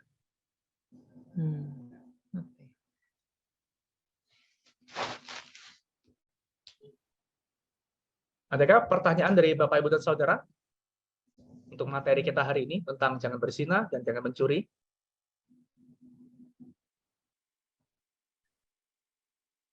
Baik, jika tidak ada, minggu depan kita libur sekali karena tanggal merah. Kita akan lanjut 2 minggu berikutnya, dan kita akan lagi-lagi bahas 2 perintah terakhir, hukum ke-9 dan hukum ke-10. Nah, saya berharap semoga 2 materi ini dirapel tidak jadi overwhelming ya. Saya berusaha supaya pengetahuan ini memberikan kepada kita pemahaman dasar, bukan pengetahuan untuk kita hafal, tapi pemahaman dasar kenapa Tuhan berikan perintah ini. Kita tahu, kita punya kesan betapa kompleksnya waktu Tuhan mengenakan aturan ini. Tidak sesimpel kita belajar hukum moral, apa yang baik, apa yang buruk. Ada hukum seremoni, ada hukum sipil yang kompleks, dan baru kita belajar untuk melihat di mana hukum moral ini masih bisa berlaku sampai kita hari ini. Tentu berbeda pemberlakuannya, karena berbeda konteks, dan juga ada hukum seremoni yang juga sudah Tuhan Yesus genapinnya. Dan kita perlu gumulkan adalah bagaimana aku hidup bukan sekedar tidak berzina, tapi bagaimana aku juga bisa menjaga kehidupan keluargaku. Itu jadi berkat. Aku memperhatikan pernikahan, bukan cuma pernikahanku, pernikahan anak-anakku, pernikahan cucu-cucuku mungkin yang belum terjadi, bagaimana menolong mereka bisa menyadari bahwa pernikahan itu bukan soal cinta-cintaan, tapi itu soal komitmen, bukan cuma antara kamu dan pasangan, tapi dengan Tuhan. Lalu juga tentang mencuri. Kita memang tidak mencuri mungkin, tapi bagaimana apa yang kita miliki, materi maupun non-materi, itu bisa menolong orang lain sehingga pencurian itu semakin tidak banyak terjadi. Nah, jadi tanda kita hidup sebagai umat Tuhan itu loh, bagaimana kita mengimplementasikan perintah ini di zaman kita ada sekarang. Ya, setelah kita belajar bagaimana itu Tuhan berikan di konteks yang rumit buat orang-orang perjanjian lama. Baik, terima kasih. Semoga Tuhan Yesus memberkati kita. Kita berdoa dulu yuk. Bapa di surga, kami mengucap syukur sebab di zaman ini Tuhan sudah menunjukkan kepada kami hal-hal yang lebih indah, hal-hal yang bahkan sebenarnya juga lebih mudah untuk kami lakukan, sebab konteks hidup kami sudah jauh berbeda dengan zaman perjanjian lama. Terima kasih untuk kehadiran Yesus Kristus yang menggenapi begitu banyak hal. Tapi keadaan kami yang jauh lebih baik ini biar tidak membuat hidup kami justru lebih menggampangkan. Karena kami melihat bahwa keadaan peradaban zaman juga tidak menjadi lebih baik seiring kemajuannya peradaban. Kami berdoa agar hidup kami bukan sekadar hidup untuk mencari kemudahan dan berhenti di sana. Dan kami berkata Tuhan memberkati kami. Tapi kami ingin hidup menjadi warga kerajaan Allah. Memberkati orang-orang di sekitar kami menurut apa yang juga Tuhan sudah karuniakan kepada kami. Biar materi-materi ini Tuhan menolong kami untuk melihat panggilan kami menjadi umat-Mu di zaman ini. Dalam nama Yesus Kristus yang menebus kami. Kami mengucap syukur dan kami berdoa. Amin. Amin. Baik, kita sudah mengikuti sesi yang ketiga ini dan masih ada satu sesi terakhir tanggal 29 Maret ya. Di Rabu depan libur sekali. Baik, itu saja pengumuman malam hari ini. Selamat malam, Tuhan berkati. Selamat malam.